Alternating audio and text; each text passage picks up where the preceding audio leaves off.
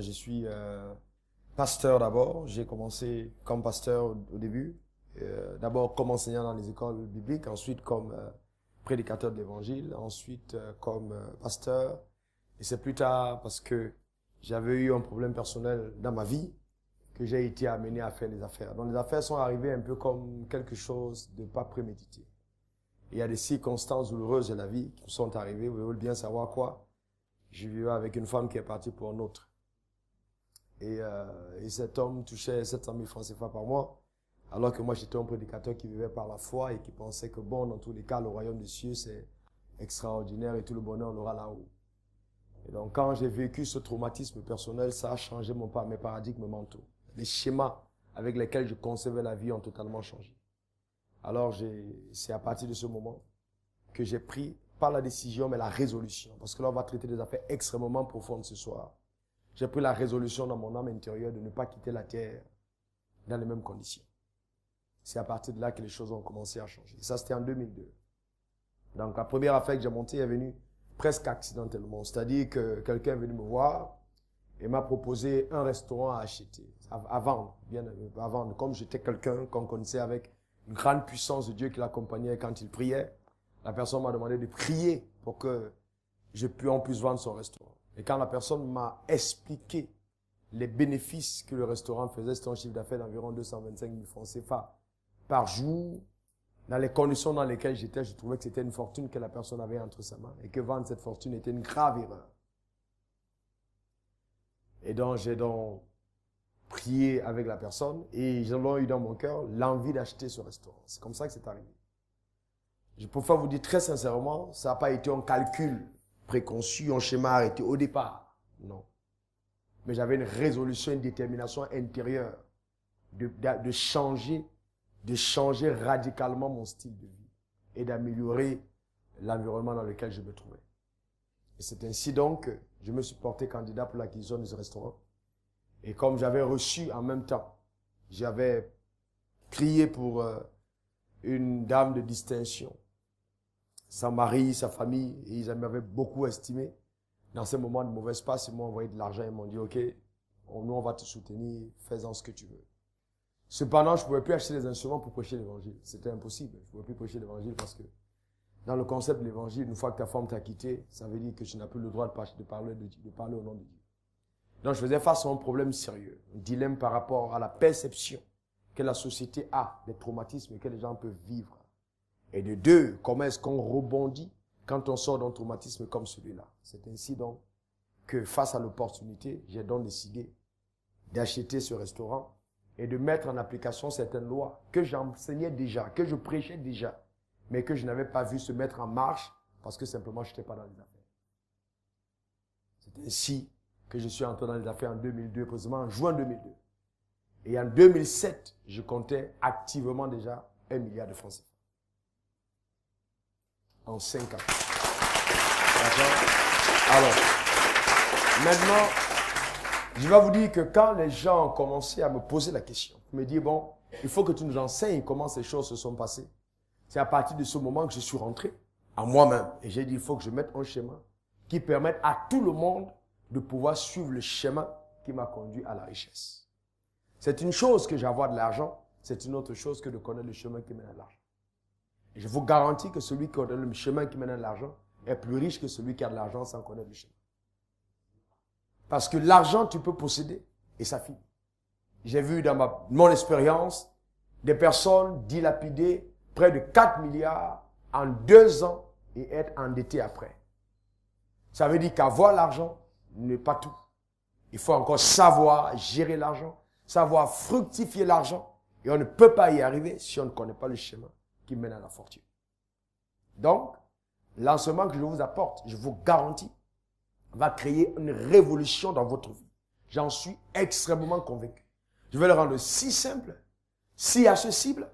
La personne même qui n'est pas à l'école, qui n'est pas allée à l'école, comprendra. Le chemin de la fortune n'est pas un chemin extrêmement mystérieux comme on essaie de faire croire. Non, c'est des lois simples qui peuvent vous prendre de là où vous êtes et vous amener au sommet le plus élevé. Tout dépend de ce que vous allez faire, des enseignements que vous allez recevoir. Est-ce que ça va? Donc, depuis lors, J'ai eu beaucoup d'expérience. J'ai monté plein d'entreprises. J'ai été associé à plein d'entreprises. D'autres qui ont bien marché, d'autres où j'ai perdu de l'argent, d'autres où j'ai été anarqué. Et donc, c'est la somme de ces expériences qui me donne aujourd'hui de vous parler avec consistance. Je sais de quoi je parle. Est-ce que ça va? La dernière fois, nous avons vu ensemble de la pensée à la richesse. Et nous avons défini la pensée comme étant le fait de penser à quelque chose ce qui n'est pas réel. Quelque chose de visible ou d'imaginable. Le fait de méditer sur un objectif qu'on veut atteindre. Donc si nous parlons de penser à la richesse, c'est imaginer déjà la richesse avant même qu'on ne puisse la posséder. Et nous avons dit que vous ne pouvez pas avoir accès à ce dont vous n'avez pas pensé au préalable. Donc il est important de comprendre que les pensées jouent un rôle extraordinaire dans le fait de bâtir une fortune. Dans mon cas personnel, comme je vous ai dit tout à l'heure, la situation dans laquelle je me suis trouvé m'a obligé à penser richesse alors qu'au départ, je n'y pensais pas du tout. Dans les enseignements que nous recevons, l'éducation que nous avons peut soit nous encourager à la créativité, soit nous museler totalement. Et malheureusement, notre système éducatif francophone empêche sérieusement les hommes comme les femmes de penser à la création de la richesse. Parce que beaucoup de personnes pensent plutôt au fait de trouver un emploi et non de créer l'emploi. C'est ce qui fait la différence entre les Chinois et les Africains. Dans les années 60, on était pratiquement au même niveau. Mais la propulsion qu'ils ont connue, c'est simplement parce qu'ils ont mis en marche une stratégie. Ils ont décidé d'envoyer les Chinois partout. C'est-à-dire qu'en Europe, aux États-Unis, dans toutes les grandes universités. Et tous décidaient de revenir en Chine avec le savoir qu'ils avaient acquis pour développer leur propre pays. Et pour vous dire la vérité, la première puissance économique du monde aujourd'hui, c'est la Chine. Même si on ne veut pas le dire. Puisque même les États-Unis empruntent à la Chine. C'est la plus grande puissance. En quelque temps. D'accord? Et nous avons dit que plusieurs richesses, que toute richesse d'ailleurs est la conséquence, n'est-ce pas, d'une idée qu'on a exploitée. C'est-à-dire en pensant à la richesse, le fait d'y penser et de penser tout de suite, une idée va germer. Une idée peut arriver et c'est cette idée-là qui va te conduire à la richesse. Il y a un point de départ. Et le point de départ de la fortune, c'est d'abord, n'est-ce pas, une idée qui, elle, est engendrée par une pensée. Et qu'est-ce que c'est l'idée? On l'a défini comme étant un aperçu, une vision sommaire, une notion de quelque chose, élaboration originale de la pensée, c'est-à-dire la pensée élaborée, en permettant en particulier de répondre à une situation, d'être à l'origine d'une action. Ça veut dire, la pensée, on l'élabore, elle vous a dit, l'idée est une pensée élaborée, voyez, qui te pousse à l'action. Par exemple, vous êtes assis là où vous êtes. J'essaie de vous ramener ce qu'on a vu la dernière fois avant de continuer. Vous êtes assis là où vous êtes, et si je demande à chacun d'entre vous, qu'est-ce que tu as envie de faire pour gagner de l'argent? Chacun d'entre vous me donnera son idée. L'un me dira, je vais acheter un War. L'autre me dira, je veux faire cunette. L'autre me dira, je veux, c'est pas vendre de la loco. L'autre dira, je vais exporter de la ticket. Chacun a une idée. Mais maintenant, c'est cette idée qu'on a qui va être la base de notre action.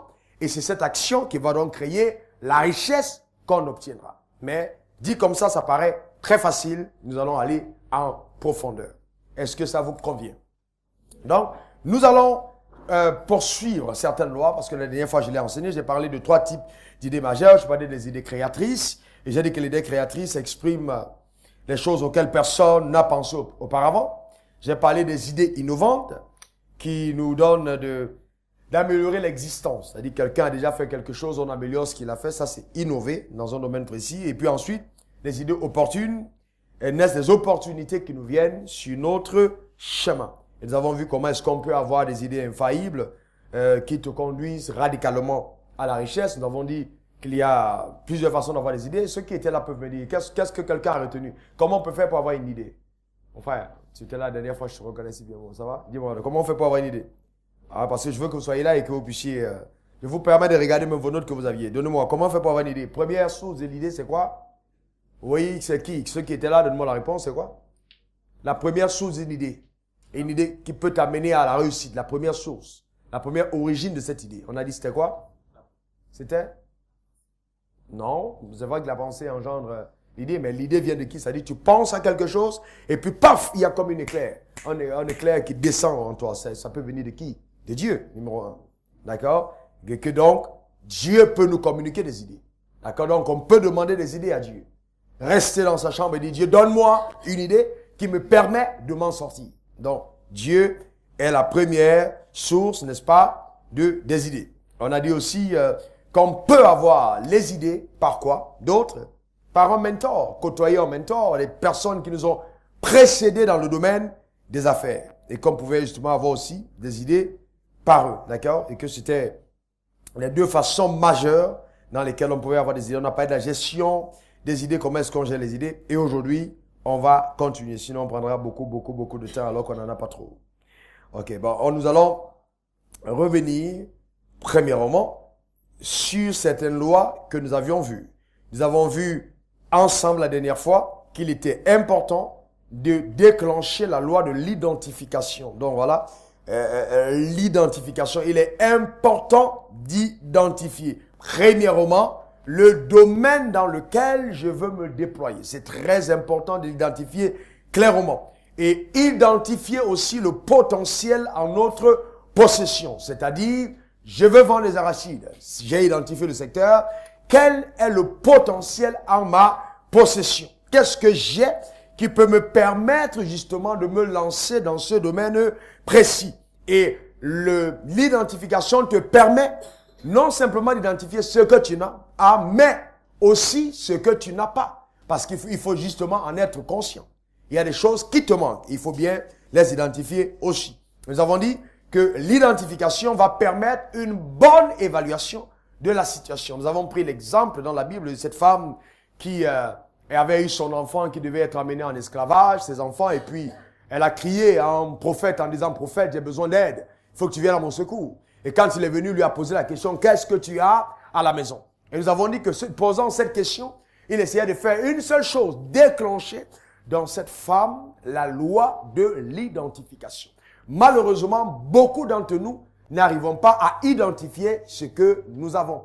Pourquoi? Parce que justement, on nous a, phagocyté notre système de pensée. On nous a amené à dévaloriser ce que nous avons. On nous a rendu aveugles sur notre réel potentiel. C'est pourquoi, si on pose la question parmi vous, quels sont ceux qui pensent qu'ils doivent aller aux États-Unis, qui peuvent aller en Belgique, qui doivent aller en France et qu'ils auront des meilleures opportunités là-bas, vous allez vous rendre compte que les Africains, à plus de 75%, pensent que ailleurs c'est meilleur que là où ils se trouvent. Pourquoi? Parce qu'on a biaisé la capacité d'identifier le potentiel réel que nous avons en Afrique. Et j'insiste sur le fait que l'Afrique est le seul continent aujourd'hui où tout le monde reconnaît que l'émergence pour les années à venir, c'est vraiment en Afrique qu'on la verra. On verra ça en Afrique. Je vous garantis, c'est en Afrique. Ok? Donc, les Africains n'ont pas besoin de courir ailleurs, d'aller ailleurs pour la richesse. Notre continent est le seul continent où les poissons meurent de vieillesse dans les eaux. Alors que nous sommes les premiers importateurs de poissons. Est-ce que vous me comprenez? Nous consommons du Coca-Cola, des Fanta et tout ça, alors que nous avons des produits bio et naturels qui peuvent encore être exploités. Et il y a beaucoup de choses qui sont à faire en Afrique. Mais le vrai problème, c'est que les Africains ne pensent pas à identifier les opportunités qui se présentent à eux. D'accord? Il faut identifier. Il faut identifier. J'ai dit la dernière fois qu'il faut comprendre que dans la vie, ceux qui ont réussi n'étaient pas différents de toi. Bill Gates a combien de yeux? 2. Warren Buffett a combien de pieds? 2. Est-ce que vous me comprenez? Dans les hommes ou les femmes qui ont réussi sur la terre sont exactement comme vous. Mais il y a des choses qui ont caractérisé leur âme et qui les ont amenés à la propulsion. Nous allons parler de ça ce soir. Je te garantis que tu vas sortir d'ici ivre, je dis bien, et résolu dans ton âme de passer à un autre niveau. Tu ne peux pas te permettre d'être la même personne en 2015. D'avoir le même revenu en 2015. Il faut que quelque chose se passe en toi ce soir. Dis à ton voisin, en tout cas, je me suis décidé. Alors ça, c'est très important. D'accord? Donc, il faut ensuite évaluer. Il faut évaluer ce qu'on a en sa possession. La dame, qu'est-ce qu'elle a fait? On lui a posé la question. Elle dit, je n'ai rien du tout qu'un peu d'huile.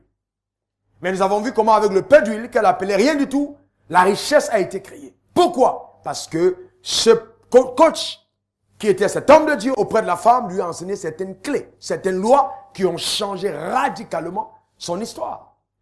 Il a dit, rentre dans la chambre et enferme-toi dans cette chambre. Prends ton huile et emprunte les vases de tous tes voisins. Tu verseras de l'huile dans les vases. Et quand ce sera plein, tu prendras et tu iras vendre. Et nous avons vu que tout ce qu'il essayait de faire, c'était de déclencher des lois par la femme qui allait créer la propulsion dans sa vie et l'amener dans une autre dimension. C'est bon, vous pouvez laisser. Amener dans une autre dimension, ok, de son... Faut laisser. Dans une autre dimension de son être, ok. J'ai passé le cap, donc je vais plus revenir dessus. Voilà. Donc nous avons parlé de ça, le coaching. Le coaching était important, on a vu la loi du coaching. Et nous avons vu une quatrième loi, la loi de la foi. Je vais insister là-dessus parce qu'on va, avant de continuer sur cette loi, on a vu la loi du coaching. Je vais parler de la loi de la foi que nous avons vue. J'ai dit que la foi est le seul vrai antidote. Je dis bien le seul. Je dirais même en langage simple, le seul médicament contre l'échec. Si quelqu'un échoue et qu'on doit le soigner de l'échec, il faut qu'on injecte la foi.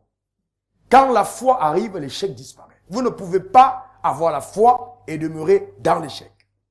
Sauf que beaucoup d'entre vous connaissent le mot foi, F-O-I. Mais très peu comprennent la puissance qu'il y a derrière ce petit mot. Qu'est-ce que c'est la foi véritable? Pour un homme d'affaires. Est-ce que vous savez que la foi t'enseigne que tout est possible parce que tu crois? Est-ce que vraiment dans cette salle, il y a des personnes qui croient que dans 10 ans, ils peuvent posséder une bonne partie de l'économie ivoirienne? Est-ce que tu crois? Je vais te dire une chose. Est-ce que tu crois vraiment? Oui. Très bien.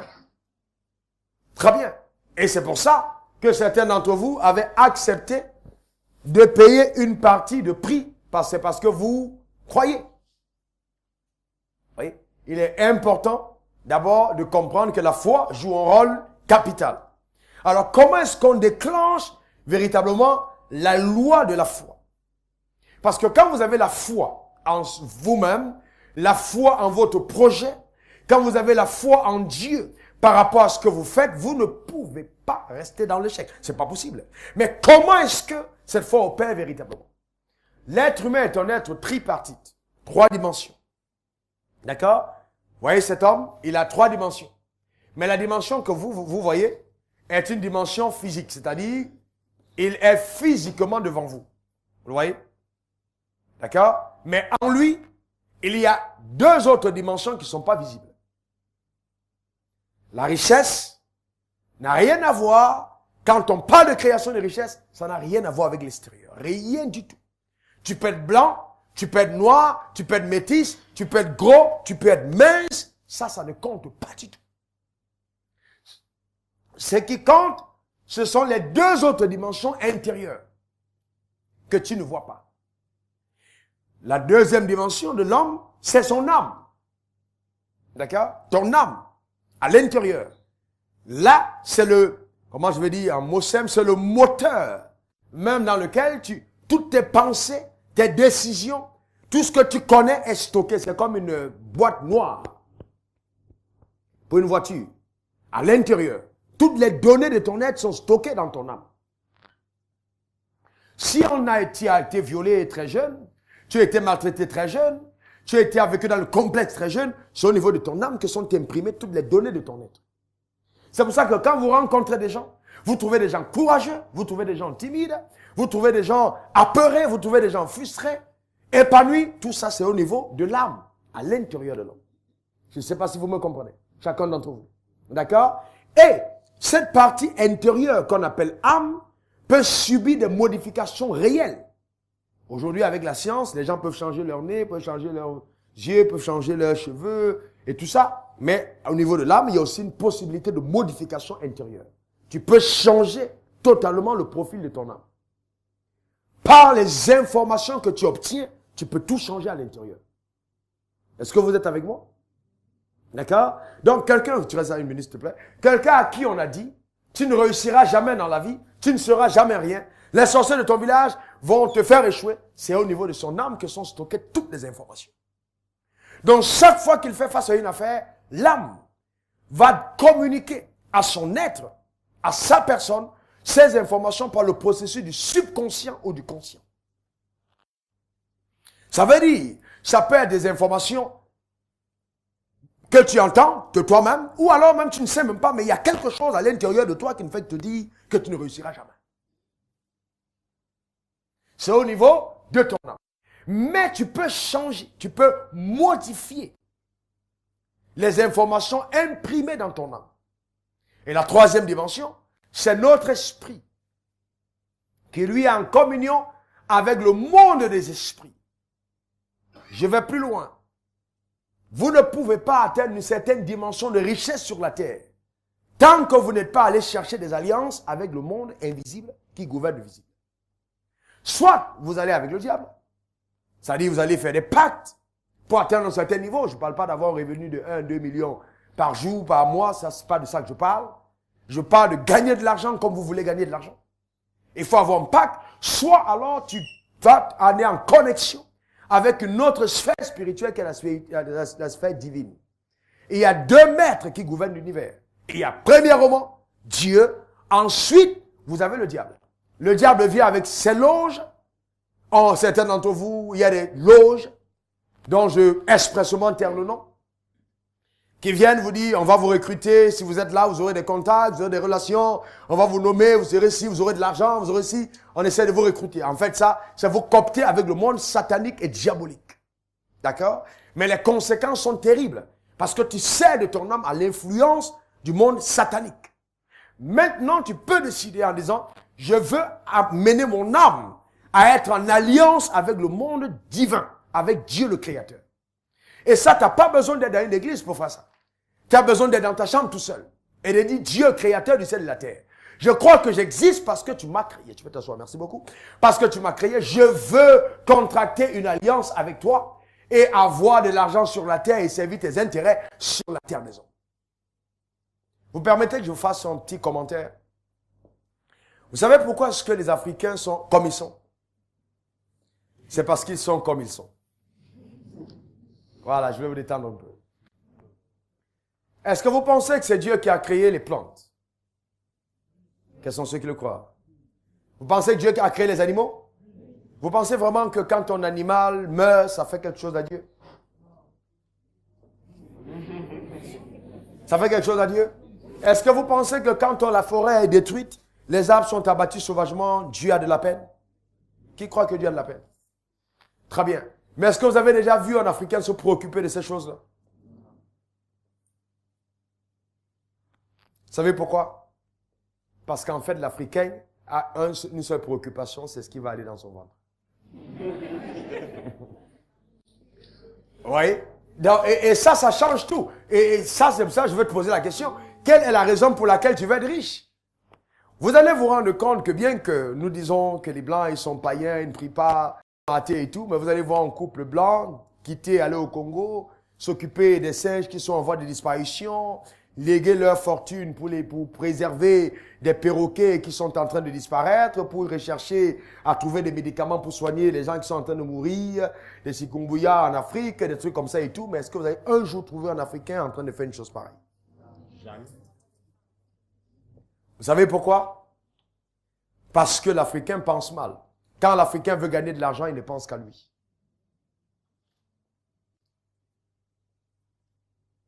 Vous avez déjà vu les ministres africains écrire 1, 2, 3 livres quand ils sont au pouvoir? Vous savez pourquoi? Bon, ok. Mais on continue. Alors, vous comprenez donc que la richesse va au-delà simplement du fait de retrouver de l'argent, de gagner de l'argent. Donc, quand je pense de par le foi, la foi va répondre aux aspirations profondes de mon âme. C'est-à-dire quoi? Quelle est la raison pour laquelle je veux gagner de l'argent? Quelle est la raison pour laquelle il faut que je devienne riche? Quelle est la raison pour laquelle je crois qu'il faut que l'argent soit là? Maintenant, quand j'ai la foi me permet de me voir avec l'argent, même quand je n'en ai pas encore.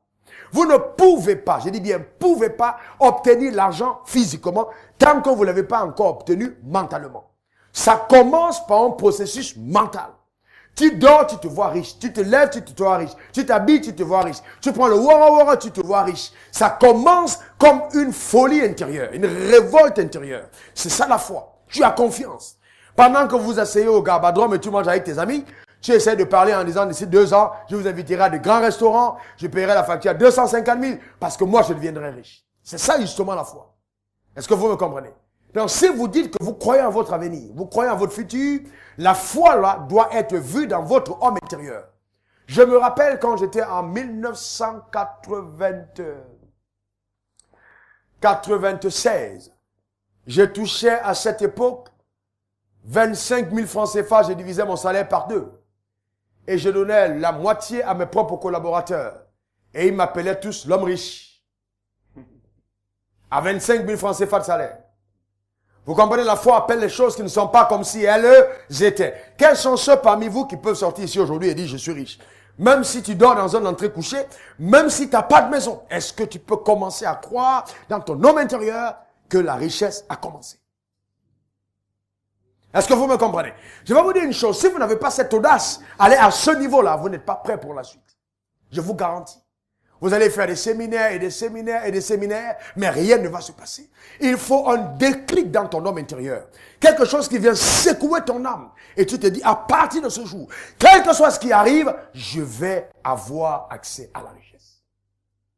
Et commencer à te voir. C'est ce que j'appelle le montage. Montage de la foi. Et quand tu commences à croire véritablement que la richesse arrive, tu vas changer ta façon de t'habiller, tu vas changer ta façon de parler, tu vas changer les personnes que tu côtoies, tu vas changer les lectures que tu fais, tu vas tout changer. Pourquoi? Parce qu'à l'intérieur de toi, tu seras déjà riche tout en n'ayant pas encore l'argent. Donc, la richesse est d'abord un état d'esprit, il faut l'écrire. C'est une mentalité, c'est d'abord un état d'esprit. La richesse est un état d'esprit. Et c'est pour ça que nous parlons de la foi comme étant l'antidote. Ce qui va te sortir totalement d'une mentalité de pauvreté. Donc la richesse est un état d'esprit. Lève ta main droite comme ça vers le ciel, ça a fini d'écrire. Il vous laisse écrire d'abord. Lève ta main droite comme ça et répète après moi. Moi, Raoul Wafo, donne ton nom. Moi, Raoul Wafo. Ce soir à Belle-Côte, je prends l'engagement radical au niveau de mon âme que je vais être riche. Et immensement riche. Quel que soit ce qui arrive, je déclare que l'Américain, le Français, l'Asiatique n'est pas au-dessus de moi. Nous sommes tous des hommes créés par Dieu. Moi aussi, dans ma génération, j'aurai accès à la richesse à un niveau élevé. Je crois que la faveur de Dieu va m'accompagner. Car sur la terre, je ne suis pas venu accompagner les autres. Je suis venu faire la différence. Mon rêve est possible. Je paierai le prix. Et cela sera visible. Ce soir, c'est le point de départ. Et je ne reviendrai pas en arrière. Quel que soit ce qui arrive, je vais réussir. Vous voyez? C'est très important. Quel que soit ce qui arrive, tu vas réussir. Vous voyez, ça c'est la dynamique de la foi. Est-ce que tu peux le répéter seul chez toi? Le répéter dans le Woro, le répéter dans le Baka, le répéter dans ta voiture, le répéter la nuit avant de dormir. Confesser et déclarer ces paroles, toi seul. Parler à table. Vous comprenez ce que je veux dire? Laissez-moi vous dire quelque chose. S'il n'y a pas une révolte intérieure, je vous garantis qu'il n'y a pas d'ascension. Je vous garantis. Il faut qu'à l'intérieur de vous, voyez, j'ai posé la question. D'autres viennent, je suis en séminaire, ils payent, ils s'en vont. Bien aimé, bien aimé. Il faut une révolte intérieure. À l'intérieur de toi. Ça passe par là. Donc, la foi, c'est la loi de la foi. Ensuite, nous allons parler de la loi de la décision. Il faut se décider. Amen. Est-ce que ça va chacun d'entre nous? Il faut se décider. Il faut se décider. Car la décision est ce qui va fixer le but que tu vas atteindre. on atteint un but en se fixant une décision. Vous êtes venu ici ce soir. Qui vous a conduit, votre tête ou vos pieds?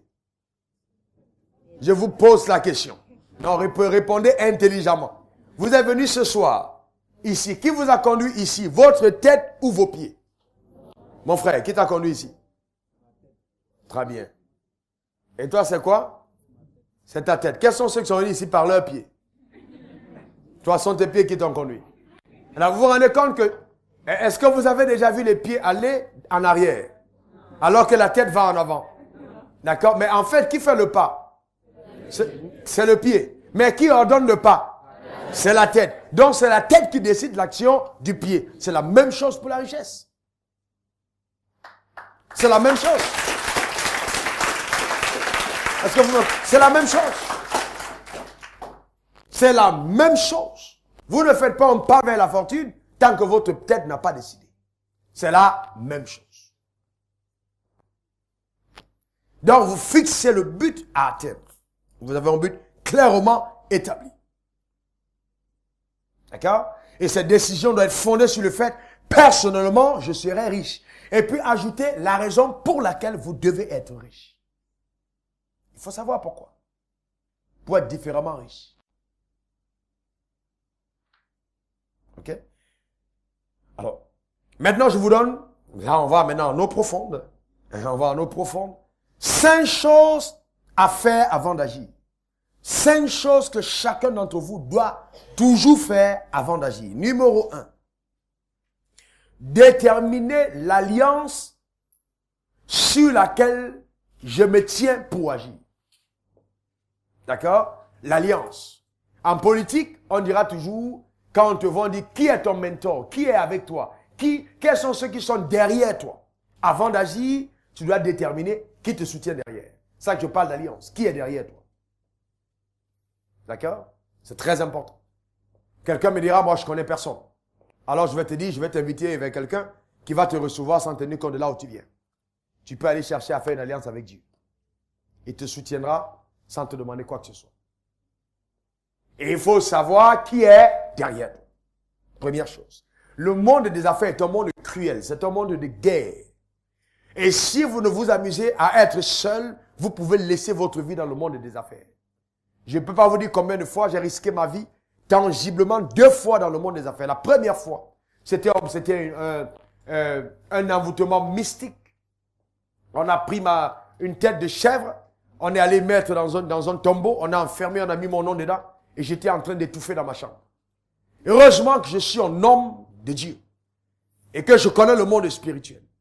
J'ai eu cette vision et j'ai commencé à prier et j'ai renvoyé vers l'expéditeur le sort qui m'avait été lancé. 2 semaines après, la dame qui avait fait ça est morte. Assise comme ça, paf, elle est décédée. Pourquoi? Il y a eu le choc en retour. Si je n'étais pas blindé, j'étais un homme parti. Je connais un autre homme qui a gagné une affaire, il était en affaire avec quelqu'un, et il a gagné le procès parce qu'on lui a vendu une propriété et puis on a voulu reprendre. Et dès qu'il a gagné le procès, les gens lui ont dit, ok, c'est pas grave, mais tu ne vas jamais l'utiliser. La même nuit, il s'est couché, il ne s'est plus réveillé. Donc, il faut savoir qui est avec toi. Si toi en Afrique, ou dans chaque coin de rue, on a un sorcier. Il faut savoir où tu te tiens. D'accord? Si c'est les fétiches qu'on t'a donné d'aller jeter canaries au bord de la route, ah, ça c'est ton histoire. D'accord? Il faut savoir que dans ce monde-là, la puissance se surpasse. D'accord? Il faut savoir qui est derrière toi. C'est très important. Moi, j'ai un allié invisible. Avec moi, un allié invisible. Partout où je mets les pieds, personne ne peut rien me faire. Même tous les féticheurs de la terre réunis ne peuvent rien contre moi. Je dors tranquille. Aucune flèche mystique ne m'atteint. Pourquoi? Je sais où je me tiens. Avant d'agir dans le monde des affaires, il faut savoir qui est ton allié. Et un jour, mon allié invisible, parce que j'ai un allié invisible. Quand je marche dans la rue, souvent on pensait que je suis avec quelqu'un. Je peux parler seul, il est juste à côté de moi. Je suis escorté tout le temps que je marche.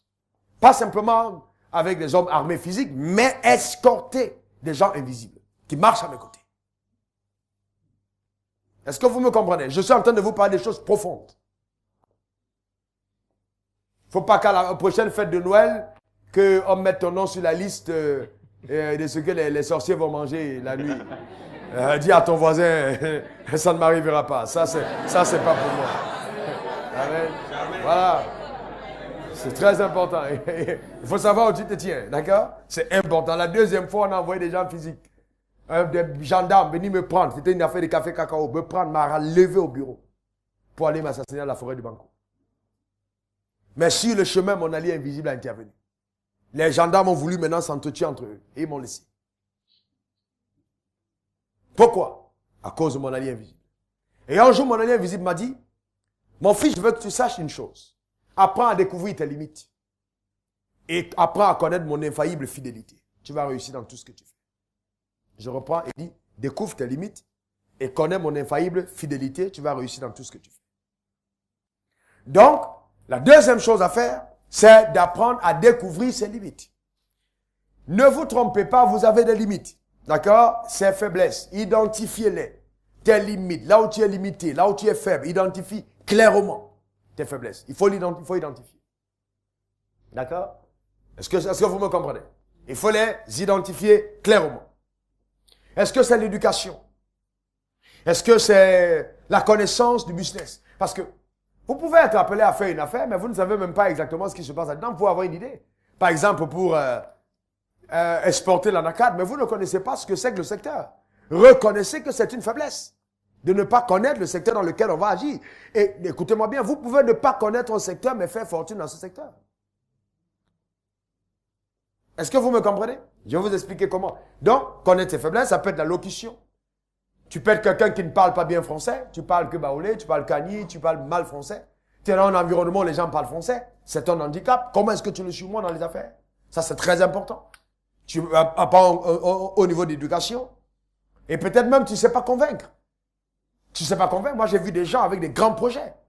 Je connais un monsieur avec des grands projets, mais qui n'a jamais pu vendre des projets. Donc, je lui ai dit la dernière fois, ce qu'on va faire, tu vas prendre tes projets et nous allons changer celui qui va les vendre. On va trouver quelqu'un qui a l'art d'être un bon marketiste. Parce que tu as des très bons projets, mais tu les vends mal. Même quand toi-même on te voit, on ne peut pas croire que tu peux avoir des projets pareils. Tes projets sont plus grands que ta personne, à l'apparence. Donc, il faut qu'on confie à quelqu'un qui peut bien vendre. Vous voyez? Identifier, justement, ses faiblesses. Troisième chose à faire, c'est de travailler fortement ses faiblesses. C'est-à-dire, il faut travailler. Si j'ai des faiblesses, je travaille. Et si je ne peux pas travailler, je trouve maintenant comment pallier. D'accord? Parce que nous parlons de l'idée qui doit être active. Qui doit nous conduire à la richesse. Comment je fais maintenant pour combler mes lacunes? C'est là où doivent intervenir souvent certaines associations. Certaines connexions. Deux valent mieux qu'un. Si tu es seul, tu peux aller vite. Mais quand vous êtes nombreux, vous allez plus loin. Donc nous sommes dans un monde où il est important d'être connecté, de s'interconnecter. Mais maintenant, je vais vous donner les critères. Plus tard, dans cet enseignement, comment on choisit un bon partenaire. Comment on se connecte aux gens. Ça, c'est très important. La connexion est importante. Un jour, un gars est venu me voir, il y a 3 jours, il est venu me voir, il m'a dit, il y a un Américain qui arrive en Côte d'Ivoire, il a plein d'argent, mais il ne sait pas dans quel secteur investir. Il a plein d'argent. Alors qu'ici, il y a des gens qui ont plein d'idées. Il y a des gens qui ont plein d'argent. D'autres ont plein d'idées. Mais si celui qui a des idées rencontre celui qui a de l'argent, ça peut faire de bonnes choses. D'accord? Donc, il faut travailler sur ses faiblesses. Très important. Et 4e point, connaître parfaitement son plan d'action. Il est très important de connaître son plan d'action. C'est-à-dire, travailler et connaître parfaitement ton plan d'action. Quelle est la stratégie que tu mets sur pied pour gagner de l'argent? Connaître ça parfaitement, maîtriser ton plan d'action.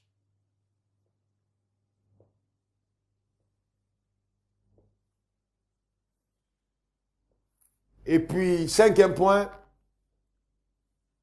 s'appuyer sur le surnaturel. La première fois, j'ai dit d'avoir une alliance. Le 5e point, j'ai dit maintenant, s'appuyer sur cette alliance. Donc, sur le surnaturel. Pourquoi?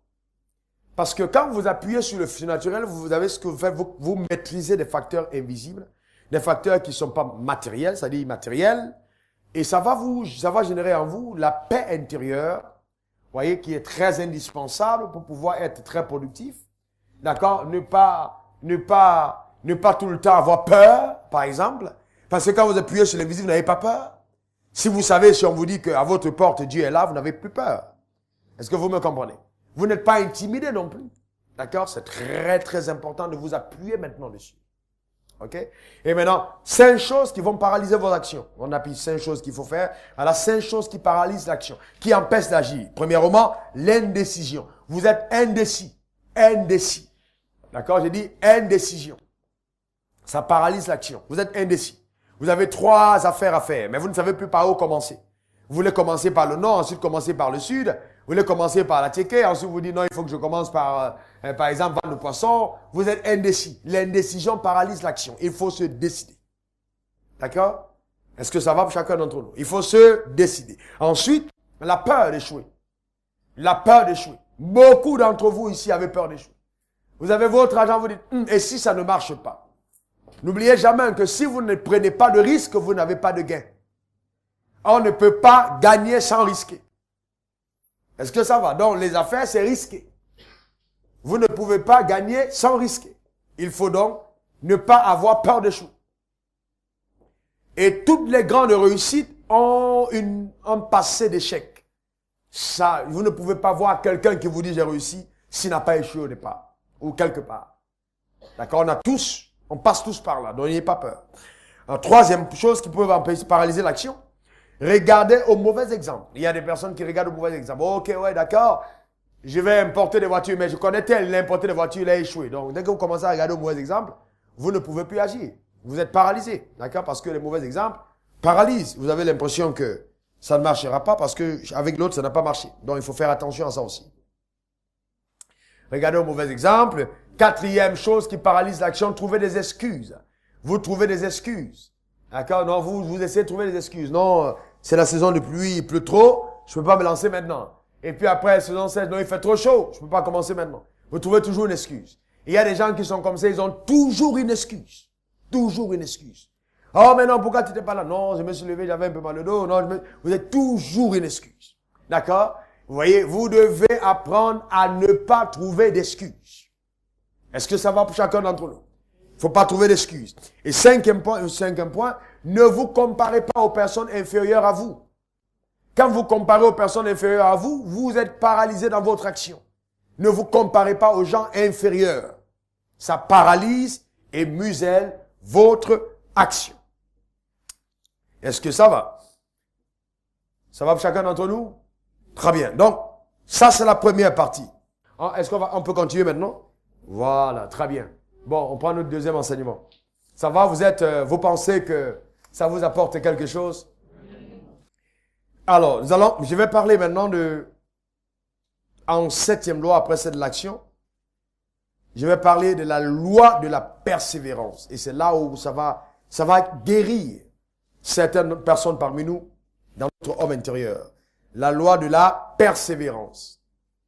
Persévérer. Vous savez, la décision fixe le but à atteindre. Mais c'est la persévérance qui atteint le but. La décision fixe le but à atteindre. Donc c'est parce que je suis décidé que je fixe le but. Mais ce n'est pas la décision qui atteint le but, c'est la persévérance qui atteint le but. D'accord? Par exemple, revenons à notre exemple de votre propre corps. Vous êtes là en bas d'une montagne et vous dites je vais aller sur la montagne. Qui prend la décision? Qui prend la décision d'aller sur la montagne? La tête ou les pieds? La tête, n'est-ce pas? Est-ce qu'on est d'accord là-dessus? Très bien, vous commencez à monter sur la montagne. Qui ressent la douleur? La tête ou le corps? Le corps. Très bien. Et quand vous décidez de vous arrêter, où est-ce que vous décidez? Dans la tête ou le corps? Très bien. Donc la tête ne doit pas simplement se dire que je me suis décidé, mais elle doit aller plus loin, elle doit persévérer pour pousser le corps à atteindre l'objectif. Donc, la décision fixe le but, ok, à atteindre, mais la détermination aide à atteindre le but, pour simplifier. D'accord? Donc, il y a la persévérance.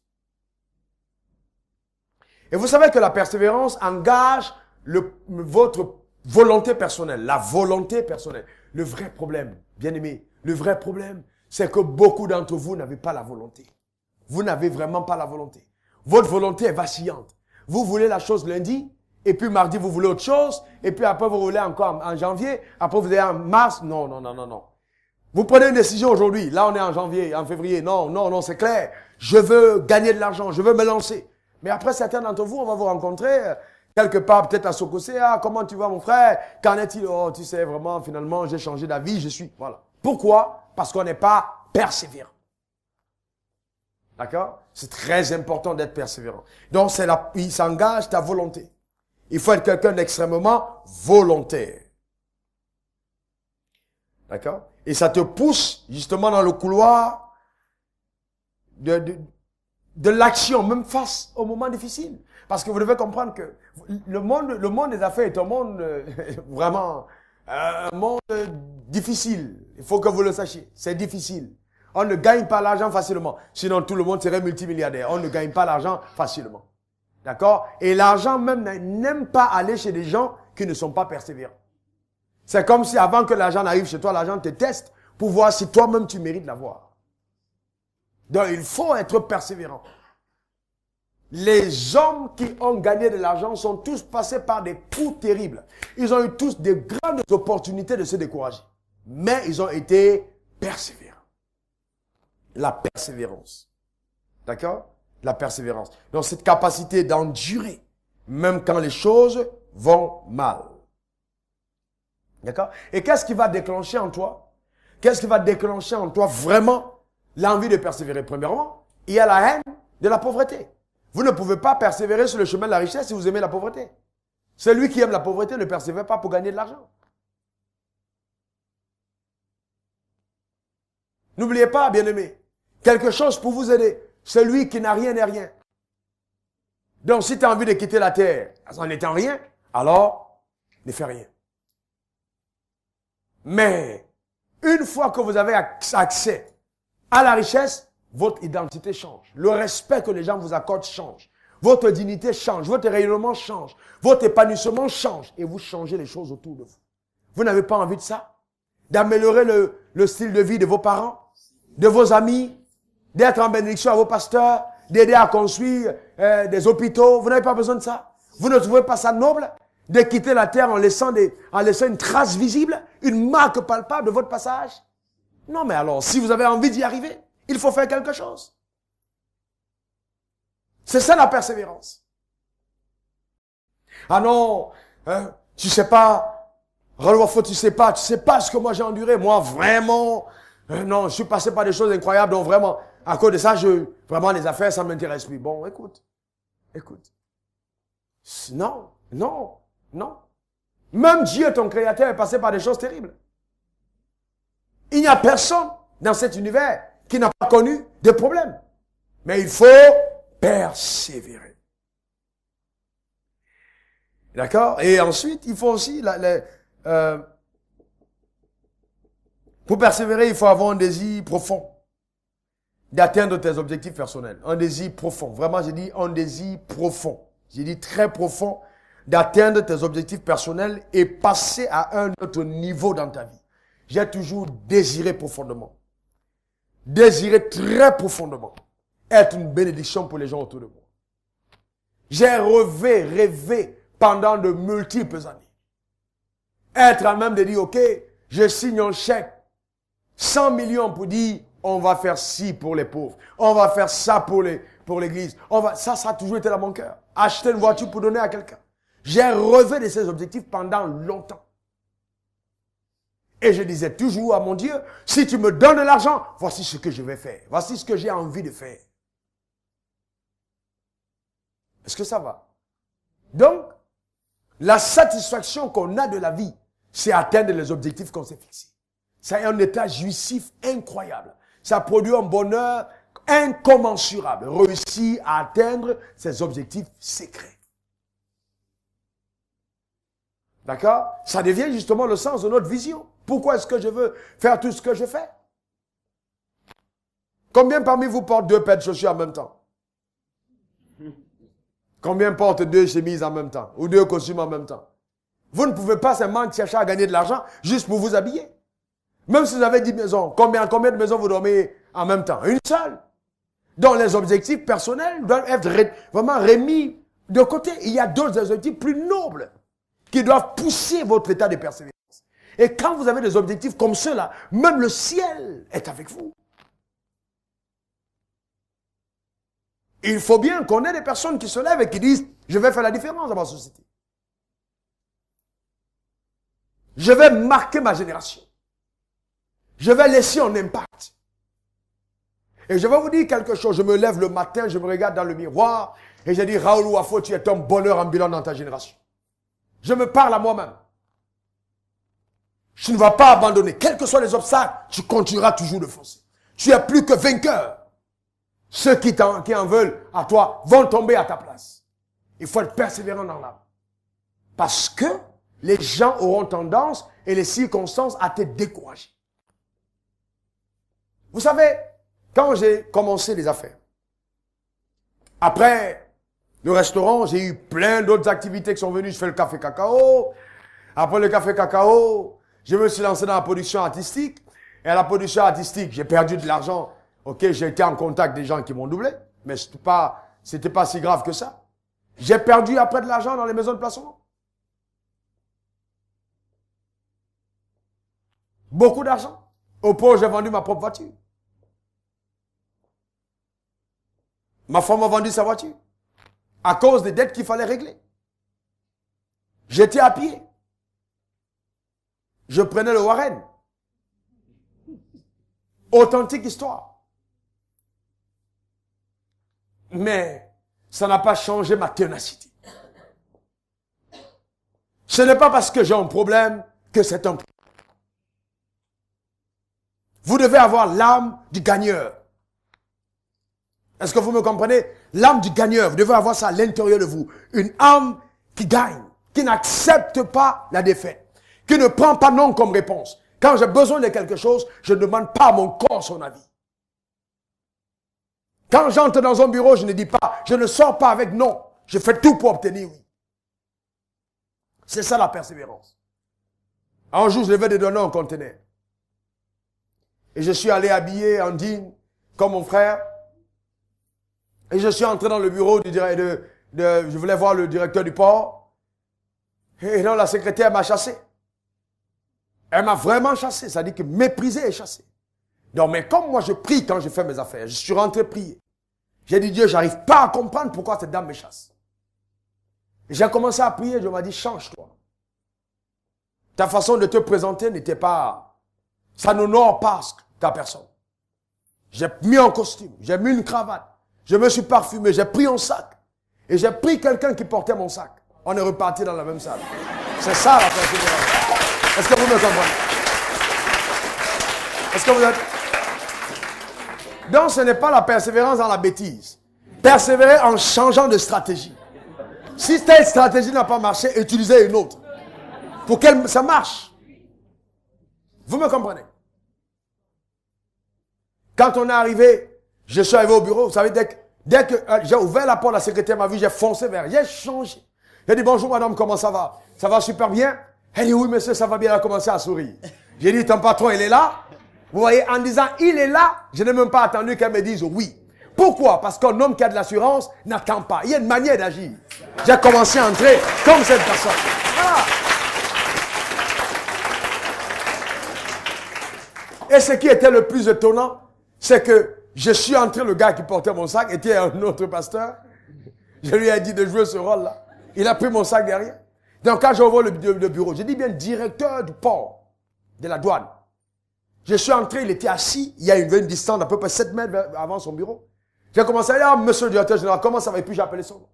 Il s'est levé de son bureau. Parce qu'il faut être audacieux pour entrer dans son bureau. Donc il s'est dit, ce gars doit être quelqu'un d'important. Pour entrer dans mon bureau sans trembler.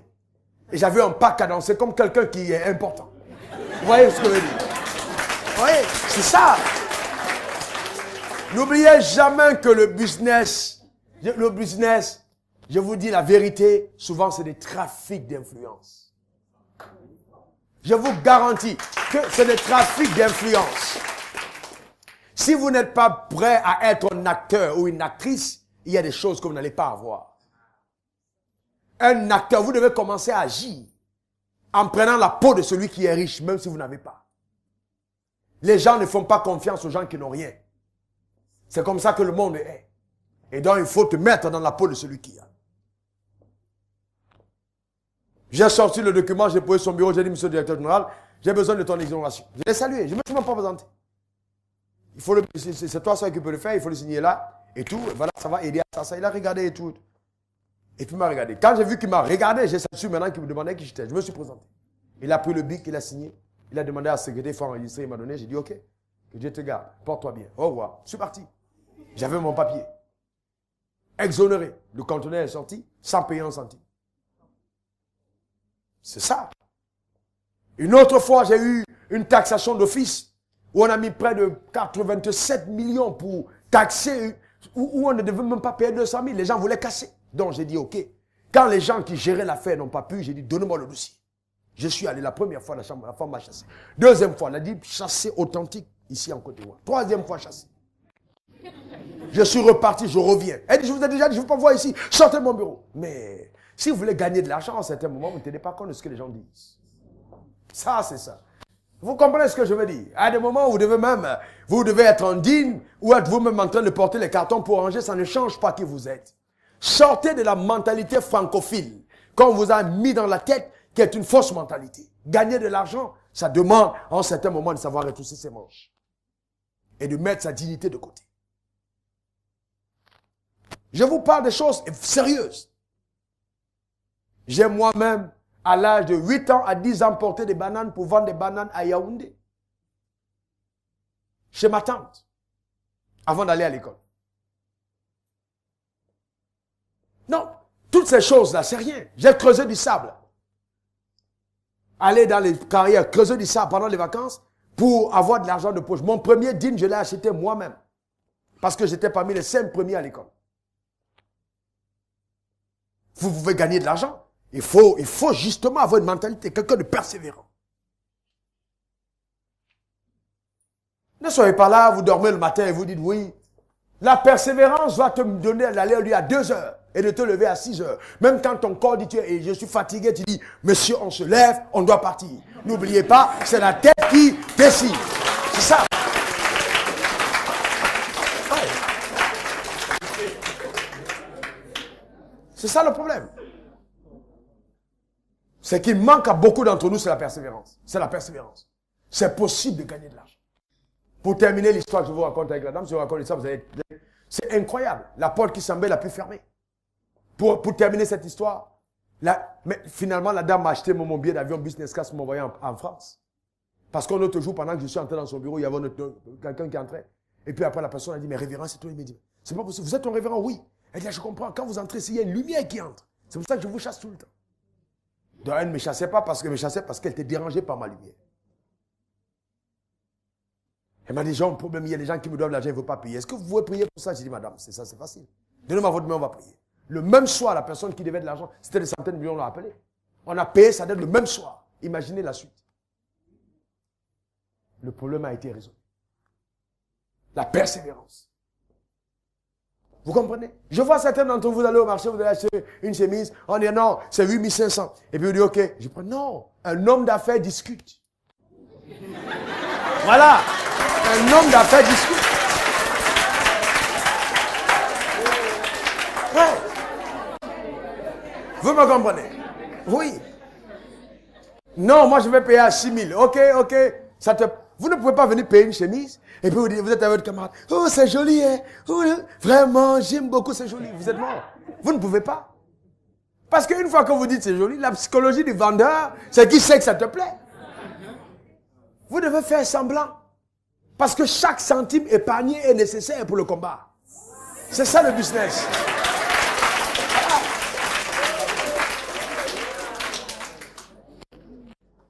Vous voyez? Donc c'est important. Vous voyez, c'est très important. Dans la persévérance. C'est un désir profond. Il y a des attitudes qu'on doit avoir, on en parlera tout à l'heure. Mais voilà, maintenant, comment réagir quand les vents sont contraires? Parce que le vrai problème, c'est que dès que vous vous lancez dans les affaires, vous avez l'impression que les vents sont contraires. Tout va se tourner vers vous pour vous empêcher de gagner de l'argent. Comment faire pour surmonter les tempêtes? Quand les vents sont contraires, vous avez une idée. Vous voulez la déployer, mais tout est contraire autour de vous. Comment vous continuez?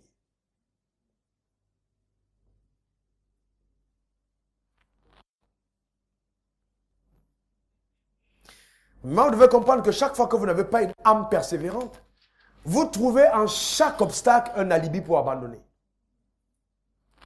Quand votre âme n'est pas persévérante, tu as dit, oh non, je suis parti là-bas, ah non, le monsieur, il a commencé à me demander mon numéro de téléphone, vraiment les affaires là, je vais laisser tomber. Mon ami, ma femme, ma soeur, si tu veux gagner de l'argent, il faut savoir que les hommes, à des moments, vont te demander ton numéro de téléphone.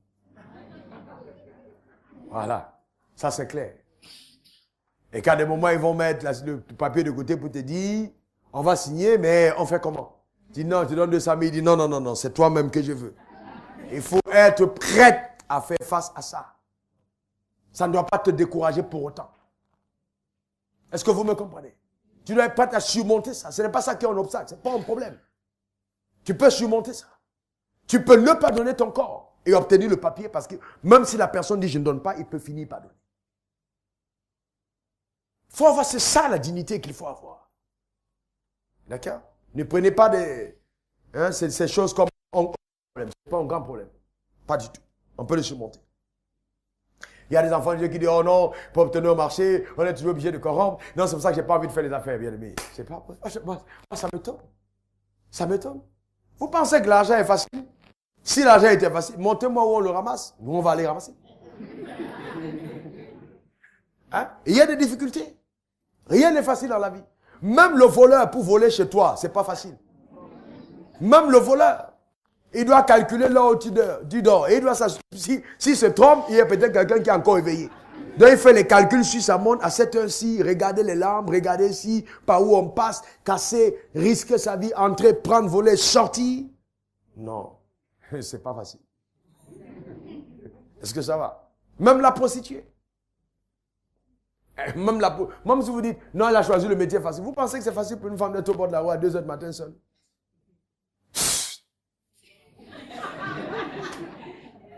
Est-ce que vous comprenez? Et en même temps, une voiture gare. Tu ne sais pas si c'est les mangeurs d'hommes. Si tu vas aller dans une maison, on va te découper. Mais elle prend le risque d'aller chez quelqu'un qu'on ne connaît pas. Est-ce que vous me comprenez? Et puis ressortir, recommencer le lendemain. Je vous garantis que ce n'est pas évident. Rien n'est facile. Rien n'est facile. OK? Et donc, chaque fois que vous êtes engagé dans le processus de la victoire, vous allez vous rendre compte que l'obstacle, l'épreuve, la difficulté va devenir comme une drogue qui va vous donner une énergie, un stimulant, voyez, qui va vous donner une énergie pour ne pas abandonner. Ça, c'est comme ça qu'une âme conquérante agit. J'ai une belle histoire biblique que j'aime. Je raconte ça, même à ceux qui ne vont pas à l'église. C'est une belle histoire de la Bible. David et Goliath. David était un jeune gars, qui était oint par Dieu. Il était un gars qui était en brousse et il cultivait, il était juste en train de berger, en train de surveiller les brebis de son père. Et un jour, son père l'envoie remettre la nourriture à ses frères qui étaient en guerre parce que Goliath était un géant qui était en train de combattre le peuple d'Israël. David arrive, il écoute le géant en train d'insulter le peuple d'Israël. Hé, vous là! Minable de votre espèce, serviteur de Saül, si quelqu'un d'entre vous dit qu'il est un homme qui vient se battre contre moi, je vais l'écraser, je vais détruire Israël et vous allez vous soumettre à moi. Il répète les paroles et puis tout le peuple tremble. Le jeune homme David entend ces paroles. Et le roi maintenant dit à ses gars, écoutez, comme c'est un défi, s'il y a quelqu'un parmi vous qui va se battre, s'il réussit à le tuer, il va épouser ma fille, sa maison ne paiera plus jamais d'impôts, tout ça. David écoute ça et il dit, quoi? Il va épouser la fille du roi. Il ne paiera plus d'impôts.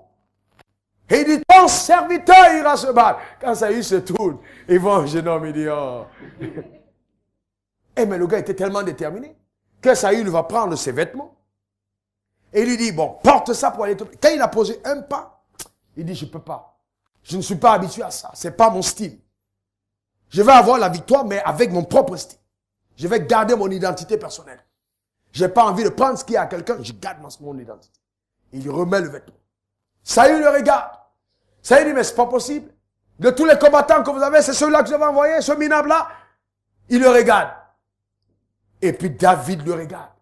Et il dit maintenant à Goliath, c'est Goliath qui dit ça à David. Et David dit à Goliath, Goliath, ce soir même, ce soir, je trancherai ta tête.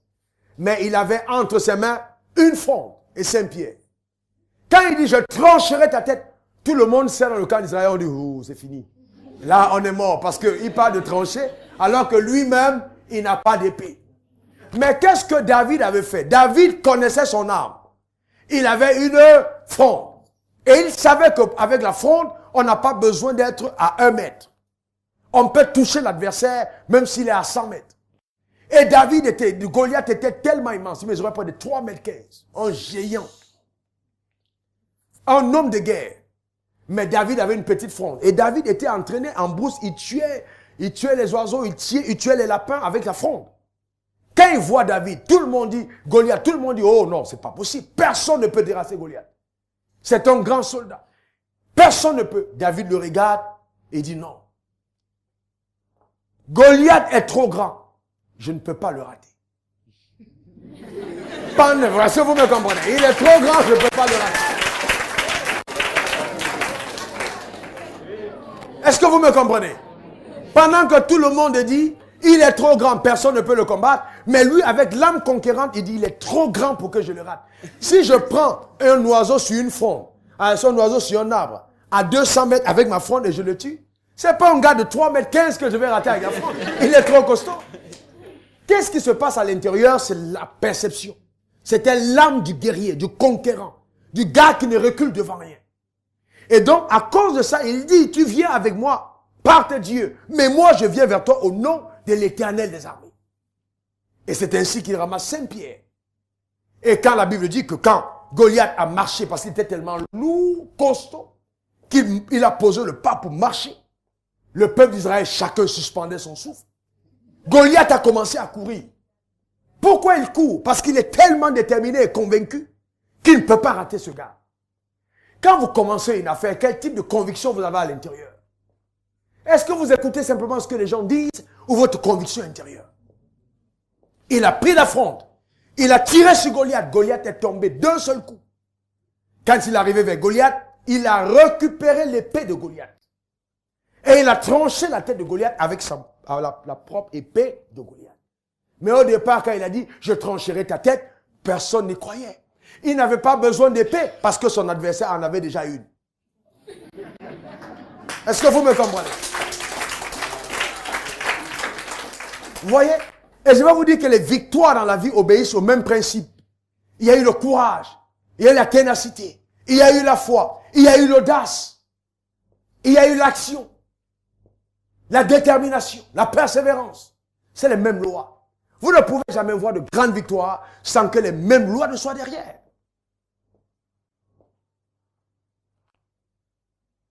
Mais moi, Raoul Wafo, je ne suis pas venu sur la terre pour raconter simplement les histoires de David, ou d'Abraham, ou de Bill Gates, ou de Salomon, ou de Warren Buffett. Et toi aussi, tu n'es pas venu sur la terre simplement pour entendre dire que quelqu'un d'autre a fait des exploits. Ah ouais, il faut que dès ce matin, ce soir, que tu lèves ta main et tu dises, je ferai des exploits. Ah, mais dis-le encore, je ferai des exploits. Voilà, c'est ça. Tu vas faire des exploits.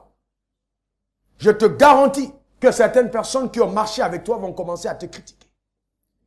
Et ils vont dire, non, non, c'est sûr que ce gars a mis sa main dans un fétiche. Il a dû faire quelque chose de terrible. Parce que tu vas faire des exploits. Donc, il faut apprendre à puiser sur l'énergie que te transmet l'adversaire ou l'adversité. Moi, je vais vous dire une chose. J'aime pas les choses faciles. Beaucoup de personnes ne comprennent pas que chaque fois que je dis cette année on va faire cette chose, souvent les gens pensent que c'est parce qu'il a déjà tout ce qu'il faut pour faire. Non, j'aime me lancer des défis. J'aime lancer des défis. Donc il faut se lancer des défis. Chacun d'entre vous doit apprendre à se lancer des défis. D'accord? Il faut te lancer des défis. Soyons calmes, chacun d'entre nous là ce soir. Lance-toi un défi pour 2014. Dis-toi, voilà telle chose que je dois faire cette année. Il faut te lancer un défi.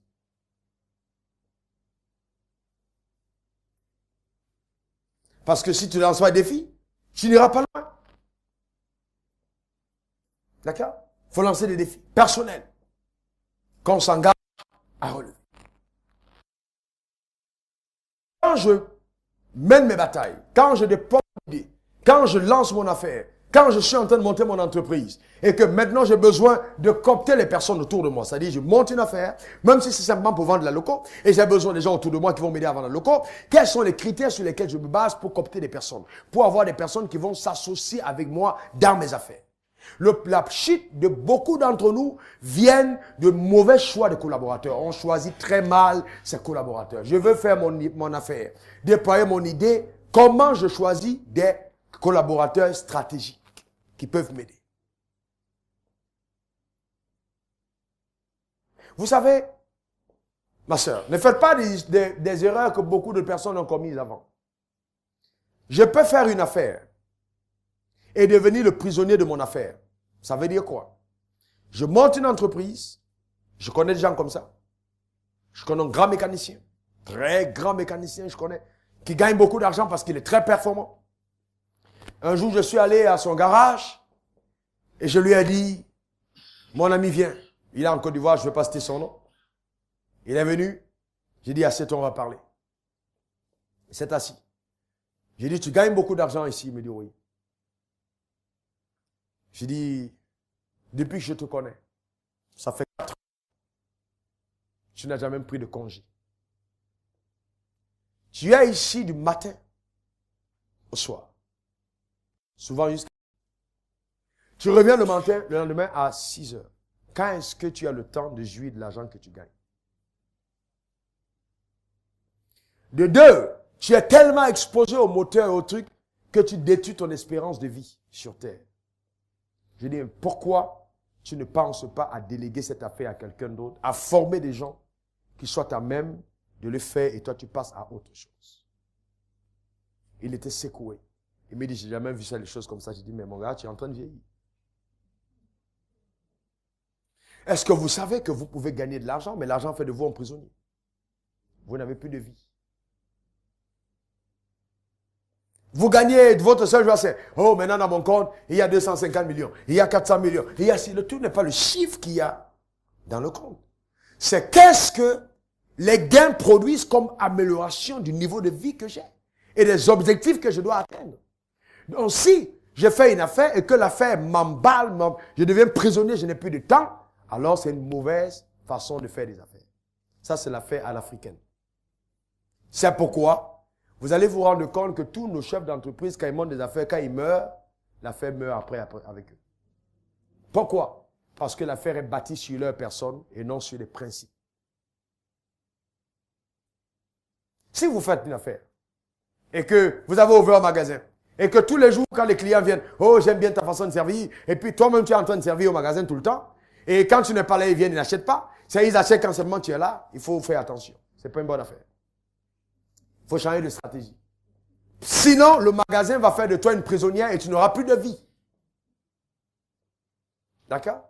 Et il faut tout de suite bâtir sur des principes et permettre que, en ton absence, ton affaire continue à tourner comme si tu étais présente.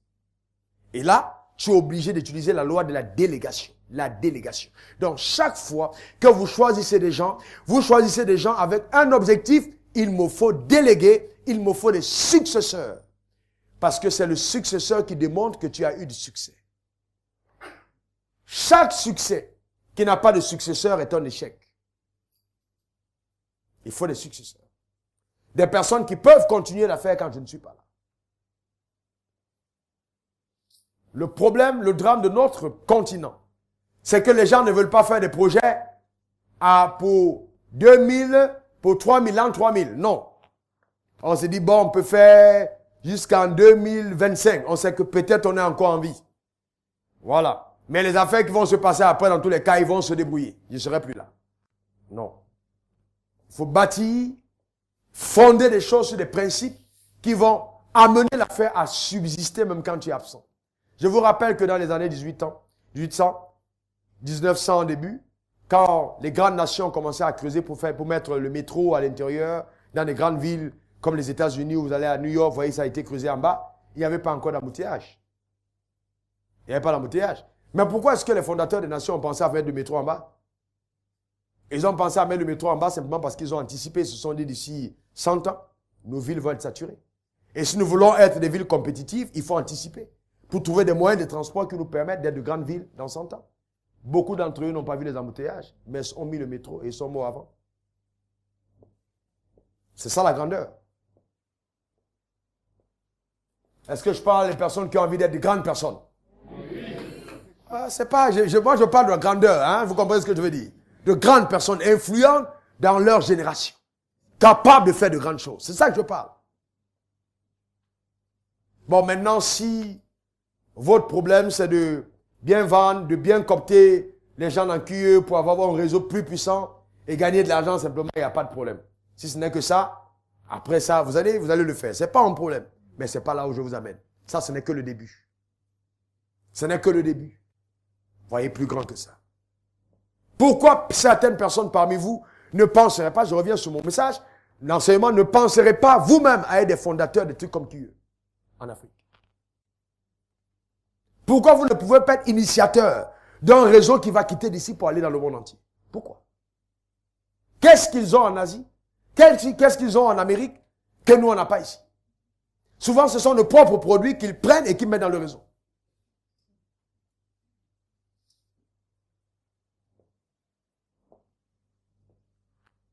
Permets à ta pensée d'aller jusque-là. Comment donc je copte les bonnes personnes quand j'ai un rêve qui est grand? Une vision grande que j'ai envie de déployer. Parce que le choix des personnes est vraiment important. Premièrement, il faut copter les gens par leurs compétences. Par leurs compétences, les qualités que les personnes regorgent. La compétence. D'abord la compétence. Quand vous arrivez, je n'ai pas dit que c'est le cas ici, dans le ministère, au ministère du Tourisme, au ministère des Affaires étrangères, vous vous rendez compte que généralement, dans la structure, si le leader est un gars de l'Ouest, on a plein de gens de l'Ouest à l'intérieur, n'est-ce pas? Ou bien même au niveau de bord et tout, c'est toujours ces gars. Mais vous voyez, nous, on a souvent, parce qu'on parle beaucoup de langues, le tribalisme nous a mis beaucoup en retard. On copte les gens parce que ce sont les gens de mon village. Non, il faut copter les gens parce que c'est d'abord les gens compétents. C'est d'abord la compétence, la première base. La deuxième chose, quand vous coptez les gens, assurez-vous tout de suite que vous injectez dans chacune des personnes coptées la vision que vous portez. Il faut que ces personnes portent votre vision, qu'ils comprennent la vision. Donc, passez le temps à partager correctement la vision aux personnes que vous avez coptées. Ça va? Qu'ils comprennent votre vision. Qu'ils comprennent ce que vous avez envie de faire. Deux personnes ne marchent pas ensemble sans convenir. Donc, pour marcher ensemble, il faut convenir. Et donc, ce qui vous amène à convenir, c'est la vision commune que vous devez avoir. Et amenez, s'il vous plaît, quand vous avez partagé votre vision, amenez la troisième chose à faire, amenez chaque personne autour de vous que vous coptez à porter cette vision comme si c'était la sienne. Il ne faut jamais qu'ils aient l'impression qu'ils travaillent pour vous. Il faut qu'ils comprennent qu'ils travaillent pour mettre une vision en marche. Donc, injecter la vision dans leur homme intérieur. Qu'ils fassent partie de la vision. Comment est-ce possible? Si vous montez une entreprise qui va... C'est exactement ce qu'on a fait dans QE, vous savez, non? C'est exactement la même. Quels sont ceux qui sont dans QE ici? Levez la main, c'est que vous êtes nombreux, levez la main, vous êtes QE. QNET, excusez-moi, QNET. Excusez-moi, ouais, voilà. Vous êtes tous de QNET. Vous voyez ce qui se passe? Ce qui se passe, c'est quoi, QNET? Ce qui se passe, c'est quoi? C'est que vous avez porté QNET, c'est devenu votre propre entreprise. C'est devenu votre propre affaire. Qu'est-ce qu'ils ont réussi à faire? Ils ont mis en vous, s'il vous plaît, ils ont injecté dans votre homme intérieur leur vision et c'est devenu la vôtre. Qui parmi vous a déjà rencontré personnellement le fondateur de QNET? Personnellement, vous l'avez rencontré lui-même. Le fondateur même qui a créé QNET. Une seule personne. Une seule personne. Vous avez parlé ensemble en combien de temps? Est-ce que vous avez causé? Le fondateur même. C'était où? Quel pays? Jakarta, en Indonésie. Tu es parti, tu l'as vu à distance. Il t'a reçu. Vous avez parlé ensemble? Mais tu l'as écouté parler. Très bien, mais vous voyez, vous portez la vision. Une sur peut-être une centaine. Vous portez la vision comme si c'était la vôtre. Pourquoi? Pourquoi ils font ces formations? C'est pour vous injecter la vision de QNET. Vrai ou faux? Comme ça, quand tu sors de là, QNET devient ton affaire. Ce n'est plus son affaire. C'est ton affaire. Tu as vu, non? La preuve, c'est que si tu es parti jusque là-bas, ça veut dire que tu dois être une des meilleures sur le terrain. C'est pas tout le monde qui est parti. Très bien. Mais pourquoi il y a cette stratégie pour créer l'émulation dans chaque personne? C'est justement amener chaque personne à s'identifier à l'affaire. Donc vous ne pouvez pas amener les gens à s'identifier à votre vision s'ils ne partagent pas les bénéfices de la vision. Si vous gagnez seul, les gens ne prennent pas la vision comme la leur. Mais si vous partagez les gains, alors ça devient une vision globale. Ça va? C'est très important. Donc, quelle que soit l'affaire que vous montez, intéressez les meilleurs à avoir une part dans l'affaire que vous êtes en train de déployer. Récompensez. Mettez des systèmes qui permettent aux gens de travailler efficacement pour la vision. Comme si c'était le leur. OK? Troisième, on continue. Encore le quatrième point. OK? Bon, qu'ils voient, que les personnes que vous cooptez voient leur avenir, leur futur, leur rêve dans votre vision, dans votre affaire. Qu'ils voient leur avenir, leur vision, c'est-à-dire tout dedans. D'accord? Qu'ils le voient dedans. Donc, c'est la même chose que vous faites. Quand vous cooptez les gens, quand vous êtes dans la dynamique de la démarche pour déployer votre réseau, amenez les gens à se voir déjà en train de gagner avec vous. C'est très important. Ça convainc plus facilement que toute autre chose. OK? On continue. Mais ensuite, ne cooptez pas les gens avec vous sans vous assurer que vous gardez les commandes du bateau. Vous devez être celui qui tient le gouvernail. Vous devez tenir le gouvernail. Même s'ils sont dans le bateau, c'est vous quand même qui montrez toujours le chemin. Ne perdez pas votre leadership. Acceptez l'apport des personnes que vous cooptez. C'est-à-dire, ne soyez pas là et puis vous cooptez les gens, ils n'ont rien à dire. Acceptez qu'ils disent des choses, qu'ils apportent de nouvelles idées. Puisez leurs idées, d'accord? Pour permettre à votre stratégie d'avancer. Déployer. C'est-à-dire, vous êtes là, vous cooptez quelqu'un et puis bon, la personne vous dit, ah, voilà ce que je pense. On peut faire ceci pour avoir plus de personnes. Écoutez les autres. Vous ne savez pas tout. Deux valent mieux qu'un. Et il y a de la sagesse dans la multitude de conseillers. Donc, laissez-vous conseiller par les personnes que vous cooptez. Ça, c'est l'humilité. Et l'humilité précède la gloire. Alors que quand on est orgueilleux, on chute. D'accord? C'est très important. Construisez des rapports amicaux. D'accord? Avec vos personnes que vous recrutez. Des rapports amicaux. Devenez des amis. Trouvez des moments d'avoir des temps d'échange, des temps de partage. Vous mangez ensemble, vous parlez ensemble. Tout en préservant l'autorité que vous avez. C'est une technique subtile. Vous voyez, mais c'est très important de construire des rapports d'amitié avec les gens qu'on a tout autour. OK? Très important. Et il faut aussi, à la fin, montrer que vous n'êtes pas prêt à vous compromettre pour préserver vos valeurs. Montrer clairement, ça c'est l'exemplarité, clairement que vous n'êtes pas prêt à vous compromettre pour préserver vos valeurs. Parce que la valeur d'intégrité est quelque chose d'extrêmement important. Montrez à tout le monde que vous n'allez pas compromettre votre intégrité pour le gain. On peut gagner de l'argent honnêtement. Et je vous garantis que c'est plus facile de gagner honnêtement qu'en faisant du faux. Chaque fois que vous prenez une voie tortueuse, ça vous cause des dommages incroyables après. Donc il est correct de rester intègre. L'intégrité. On peut être intègre et puis gagner beaucoup d'argent. N'oubliez pas que l'argent, c'est Dieu qui le donne. Alors voici les valeurs que vous allez inculquer, 5 valeurs que vous inculquez à votre staff. 5 valeurs à inculquer à votre staff. Est-ce qu'il y a des gens ici qui se voient déjà avec un staff? Alléluia. Voilà, je voulais vous déclarer, j'ai fait exprès de dire Alléluia. C'est pour vous amener à dire Amen. Mais ça veut simplement dire ainsi soit-il. N'ayez pas peur de Amen. Hein, les musulmans disent Amina. Donc, Amen. Ça veut dire ainsi soit-il. Et les 3 valeurs, les 5 valeurs plutôt, que vous inculquez. Premièrement, la valeur de l'intégrité. La valeur de l'intégrité. Il est important que vous ameniez vos gars à travailler de façon intègre. De l'intégrité. L'intégrité attire la faveur sur notre entreprise, sur notre affaire. L'intégrité nous permet de bâtir des rapports stables et fiables avec les gens. On est intègre, on est honnête. On ne cherche pas des gains sordides. On ne cherche pas vous n'allez pas aller en Chine, acheter une marchandise à 1000 francs et revenir vendre ici à 100 000. Vous n'êtes pas intègre dans votre commerce. Il faut garder l'intégrité. C'est très important. C'est une valeur très, très importante. Ensuite, Il faut aussi encourager votre staff à l'innovation. Innovation. Innovation. Parce que quand les gens innovent, c'est la meilleure façon de maintenir les standards élevés. Donc, l'innovation vous permet de ne pas tomber dans la monotonie.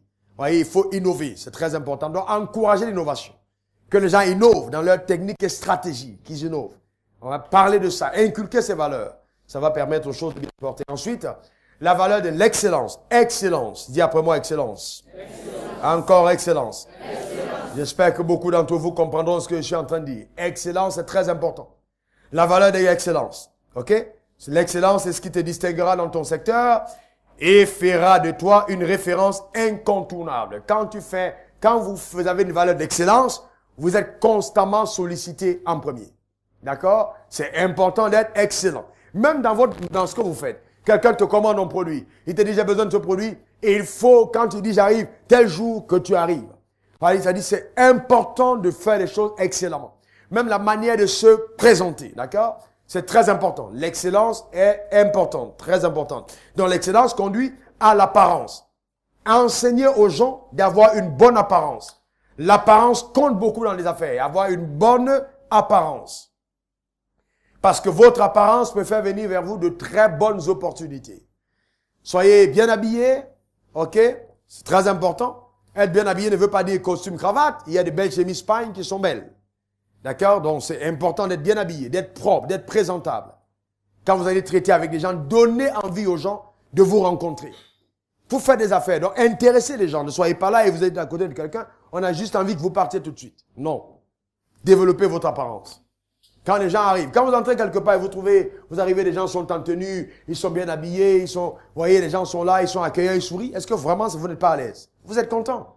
D'accord? C'est très important. Donc, construisez ce genre de standard. Et puis après, la dernière valeur à inculquer, c'est la valeur de la passion. Il faut que les gens soient passionnés.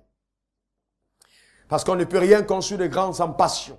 Il faut de la passion, que les gens soient passionnés dans ce qu'ils font et qu'ils montrent leur passion. Parce que la passion emballe les gens. Quand les gens sont passionnés, et ils créent facilement, vous voyez, les adeptes, des personnes qui croient en ce qu'ils font. Donc, c'est vraiment, vraiment important. OK? Alors, je termine avec ceci. Comment trouver un associé et les raisons pour lesquelles les gens font faillite.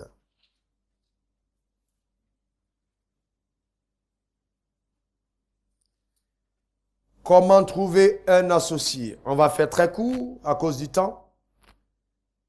Comment trouver un associé? Je sais que beaucoup de personnes rêvent d'avoir bons associés.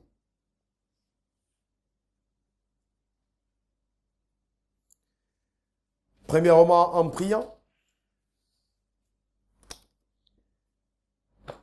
Pour moi, c'est d'abord prier, demander à Dieu.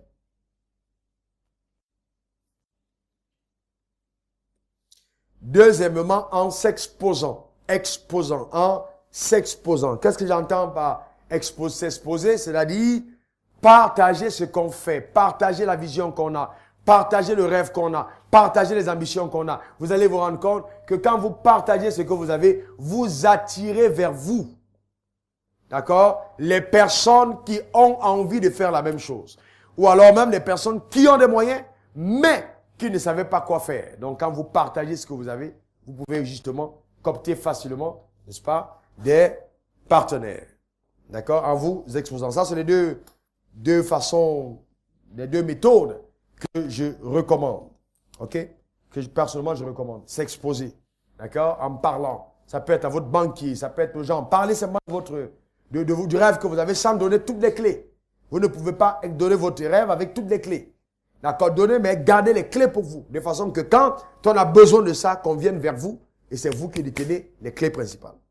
Vous devenez indispensable. À partir de ce moment, vous cooptez, n'est-ce pas? Les gens, il faut aussi comprendre ceci. Deux personnes ne marchent pas ensemble sans être d'accord. Donc, pour que j'ai un associé, il faut qu'on partage les mêmes valeurs. D'accord? C'est très important de partager les mêmes valeurs. Les mêmes valeurs avec la personne. Mais il peut aussi arriver, et moi ça m'est déjà arrivé, tout en étant un homme de Dieu, ça m'est arrivé d'avoir ce qu'on appelle des associés ponctuels à but précis. C'est-à-dire, je peux être associé ponctuellement, même à un païen, même à quelqu'un qui est féticheur, qui fait des histoires bizarres, mais pour un but précis. Un but précis. C'est une association à but précis. D'accord? Vous êtes, par exemple, il peut avoir fait venir un conteneur alors qu'un conteneur au port. Et vous avez de l'argent pour le donner. Il cherche un associé ponctuel pour donner le conteneur et la marchandise sera vendue et les bénéfices partagés. À partir de ce moment, vous n'allez pas aller chercher, il vient d'où, qui est son grand-père, qui est son grand-mère et tout. C'est la loi du business. D'accord? Vous allez, à but précis, cibler. Si tous les critères sont bien remplis, vous signez un contrat, vous montez l'affaire, mais vous n'êtes pas obligé de devenir ami. D'accord?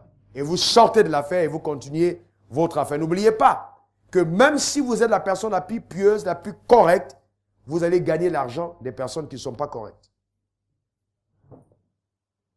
D'accord? C'est très important. J'ai vu surtout au niveau des chrétiens commettre beaucoup d'erreurs. Non, moi je suis chrétien, je ne fais pas les affaires avec les gens qui ne sont pas chrétiens. Oui, mais dans tous les cas, tu prendras l'argent de qui donc? Je ne sais pas si vous comprenez. Donc c'est très important de comprendre que même l'argent des gens qui sont incorrects doit venir en tes mains. OK? Si tu as ouvert un supermarché et que quelqu'un est un vendeur de drogue, il va venir acheter dedans. Tu ne vas pas dire non, comme ça, un vendeur de drogue, je ne vends pas. D'ailleurs, tu ne sais pas qui est qui. La même personne qui refuse et dit, je ne fais pas cette affaire, le jour où tu as mis un panier de l'offrande et que quelqu'un a mis son argent dedans, tu ne sais pas ce qu'il a fait avant de mettre. Donc, d'accord? Mais les associations durables, vous devez connaître la personne. Sinon, il y a des malédictions par association. Vous vous mettez avec quelqu'un et puis bon, ça vous crée des problèmes incroyables. Et donc, voici les raisons pour lesquelles les gens font faillite. OK, on va terminer avec ça rapidement. Pour moi, la raison fondamentale pour laquelle les personnes qui ont déployé leur idée, qui ont commencé à gagner de l'argent, font faillite, premièrement, c'est fondamentalement la mauvaise gestion de vos revenus. Vous gérez mal l'argent que vous gagnez. Quand l'argent commence à entrer, même vous qui commencez à avoir des revenus de 200 000, 500 000, 1 million, 3 millions, 50 millions sur QNET par mois ou par truc, écoutez-moi très bien, écoutez-moi très très bien, faites attention. Ne confondez jamais votre capital avec votre bénéfice. Ne confondez jamais. J'ai vu des gens, ils ont un capital de 100 millions et ils vivent selon le niveau de vie de 100 millions. Tu vas avoir un capital de 100 millions, mais ton bénéfice dans 100 millions, c'est 5 millions. Donc, tu ne peux pas te permettre de vivre sur ton capital. Tu dois vivre sur ton bénéfice. Donc, ça veut dire que la gestion doit être rigoureuse. Tu dois être à même d'identifier ton bénéfice. Donc, il faut une gestion rigoureuse. Si vous ne gérez pas rigoureusement vos affaires, elles ne vont jamais se développer. J'enseigne ceci depuis très longtemps. Et un jour, il y a 2 semaines, un ami avec lequel j'ai commencé des affaires en début d'année passée, et on faisait le bilan en fin de cette année, il a gagné à peu près 900 millions en 2013. Je vous dis, quand on a commencé l'affaire, au début, l'investissement initial, j'ai été sollicité pour 35 millions de mise de départ. C'est moi qui ai mis tous les 35 millions au départ. En fin d'année, sur ces 35 millions initiales, il a gagné 900 millions personnellement. Le principe que je lui avais donné était simple. Il m'a dit, j'ai jamais oublié quand tu m'as dit ça. Il ne faut jamais que tes dépenses soient au-dessus de tes gains. Simple. C'est une loi simple. Jamais dépenser au-dessus de ce que je gagne. Jamais dépenser au-dessus de ce que je gagne. En le faisant, tu préserves toujours ton capital. Donc, je vis pas sur mon capital, mais je ne consomme pas aussi tout mon bénéfice. Je ne dépense pas au-dessus de ce que je gagne. Et le conseil que je donne, il faut dépenser le quart de ce que tu gagnes. Le quart de ce que tu gagnes. Pour ta famille, le quart de ce que tu gagnes. Pour atteindre tes objectifs, ça veut dire que si par exemple ton désir était de construire une église, envoyer l'argent aux orphelins, supporter les gens malades, faire du social, etc. Quand tu gagnes, n'attends pas d'avoir des milliards pour commencer. Tu peux commencer avec 20 000. D'accord? Celui qui est fidèle en peu le sera dans les grandes. C'est une loi. D'accord? La fidélité commence dans le peu. Donc 25%, je divise en 4 parts. Je peux avoir mon marqueur? D'accord. Retenez ceci, hein. C'est un trésor que je vous donne. Retenez ceci. Vous savez, aujourd'hui, on a de grandes écoles qui nous enseignent, on va à l'université pour apprendre la gestion et tout ça. Mais je vous dis simplement, quand Dieu a créé l'homme que vous êtes, comme vous êtes à son image et à sa ressemblance, il a enseigné des principes simples qu'on peut regarder dans la nature et puis mettre en application, ça marche. Vous n'avez pas besoin d'être un agrégé pour être un bon gestionnaire. J'ai vu que les gens qui enseignent l'économie, ou souvent dans les universités eux-mêmes, sont endettés. Voilà. Est-ce que vous me comprenez? Vos professeurs qui vous enseignent souvent, eux-mêmes, vous enseignent comment faire des affaires, eux-mêmes sont dans la galère. Voilà, et c'est pour ça justement qu'on n'a pas de bons exemples en Afrique. Vous comprenez? J'étais en train de parler aux États-Unis l'année passée, une histoire très vraie. J'ai parlé aux États-Unis. J'ai fait un speech de 20 minutes. Il y avait un recteur d'une université, Cornerstone University. Il était assis. Dès que j'ai terminé mon speech, il m'a poursuivi. Il est venu me voir, il me dit, mon université va faire de toi un docteur honoris causa. Je lui ai demandé, mais pourquoi? Il dit, le savoir que tu as. On te donne ça. Et maintenant, on veut que tu viennes pour enseigner dans notre université. Ils vont venir en Afrique cette année. Je les ai eu au téléphone tout à l'heure. Vous comprenez ce que je veux dire? Pourquoi? Parce qu'en Amérique, ceux qui forment les étudiants dans le monde des affaires, ce sont ceux eux-mêmes qui ont fait leurs preuves. Comment vous allez demander à un aveugle de montrer le chemin? Est-ce que c'est possible? Vous dites à un aveugle, conduis-moi hors de ce bâtiment. Il va cogner sa tête au mur pendant longtemps.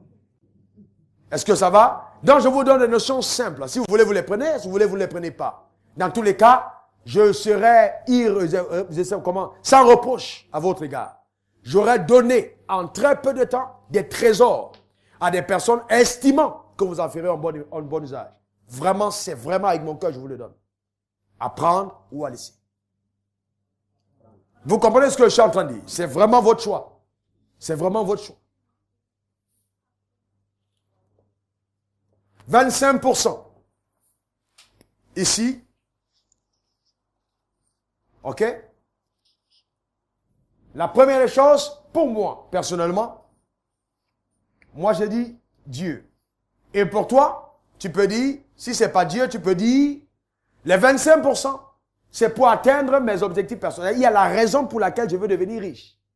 D'accord? Ça, c'est 25%. Maintenant, les 25 autres pourcents, je les mets au niveau de la famille. D'accord? Pourquoi il est important de faire ça? Beaucoup de personnes gagnent l'argent et attendent d'être très riches pour commencer à dépenser. Et malheureusement, ils meurent sans avoir jamais dépensé. Et il y a un monsieur qui est mort et ses enfants l'ont battu à l'hôpital avant qu'on l'amène à la morgue. Il était malade et il avait caché l'argent sous son oreiller. On a demandé l'argent pour acheter les médicaments. C'était un homme d'affaires. Il a dit qu'il n'a rien. Pendant que la famille se débattait et tout, il est mort parce que ce médicament n'est pas venu à temps. Quand on l'a soulevé, on a trouvé l'argent sous son oreiller. C'était son argent. On l'a battu, ses enfants l'ont battu, énervé, avant de l'envoyer à la mort. Mais il était déjà mort. Est-ce que vous me comprenez? Donc ne soyez pas comme des personnes qui gagnent de l'argent et qui ont peur de dépenser de l'argent pour vous.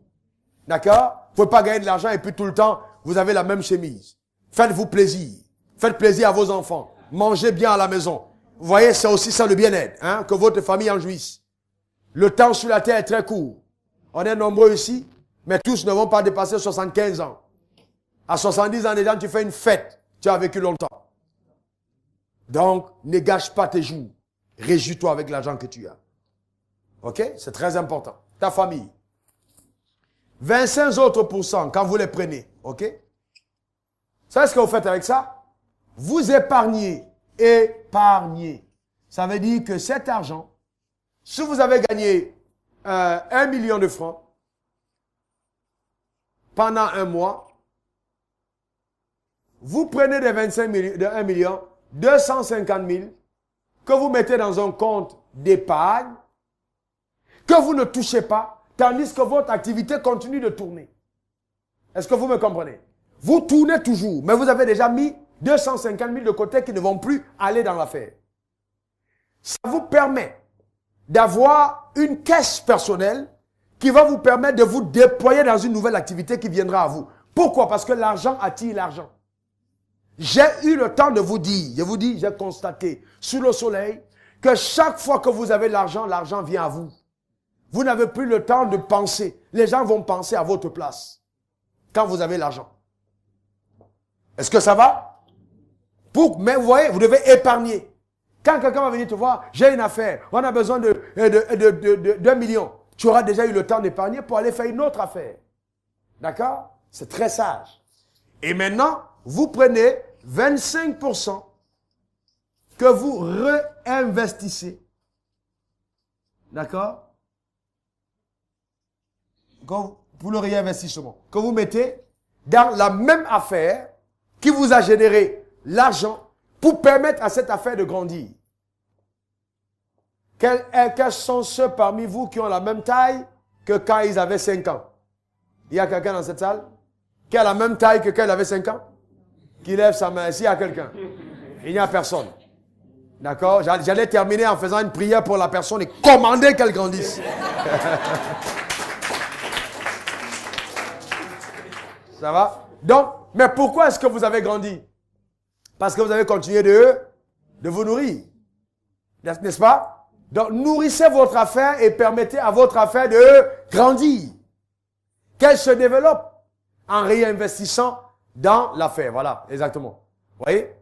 Vous permettez à votre affaire de se redévelopper par le réinvestissement de 25% de votre capital. Donc, si vous avez eu un capital de 2 millions et que vous avez gagné, ou alors de 5 millions, vous avez gagné 1 million, vous allez prendre ici 250 000 pour remettre sur votre capital et votre capital passera de 5 millions à 5 millions 250 000. Et plus tard, vous vous retrouvez au-dessus d'un empire, stratégiquement. D'accord? Ne prenez pas tout pour remettre dans l'affaire parce que le danger, c'est que les affaires aussi peuvent avoir des tournants terribles. Si vous avez tout remis dans l'affaire, l'affaire peut passer par une crise et vous êtes en crise. Alors, mais bon, que Dieu vous garde. D'accord? Que Dieu vous garde. Et donc voilà, j'en ai terminé. Je vais prendre juste 3 questions et vous permettre. Quels sont ceux qui ont été instruits? Vous pensez que ça vous a fait du bien? Ah, ça moi-même je sais que je vous ai donné quelque chose de costaud. Moi-même je sais. Ok? Je sais que ce que vous avez reçu vous fera du bien.